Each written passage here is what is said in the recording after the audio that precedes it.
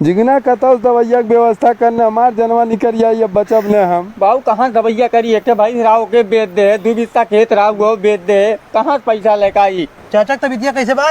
भैया हमार तबीयत ठीक आई ने, अब हम मर या बचब ना, पैसा बदे हमार दवाई ना हो पावत बे। हे भैया ये सेब तनी काट चाचा खिया से बा। भैया जय नाथ बात आवत है, सब से वो संतरा लेकर आवत हो, 2 बोरिया घर में पड़ा था, क्यों ना कहा तो 100 रुपया दे दी बाबू दवैया हम कह ले। अच्छा से वो लेकर आओ तनी देखी तो। चाचा तनिको परेशान मत हो, तुम्हारी दवाई हम खुदे करवा दे।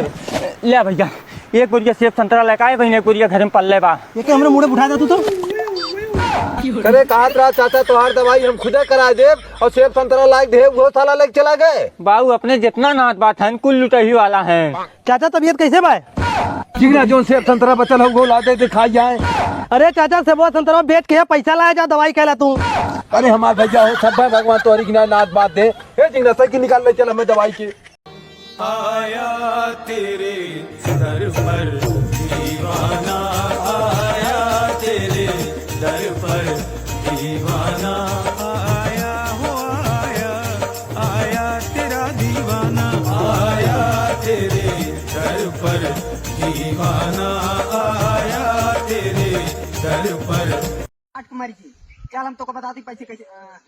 चाट कुमारी सही भाई, चाट कुमारी सही ने। चाट कुमारी जी चल हम तो को बता दी पैसे कैसे।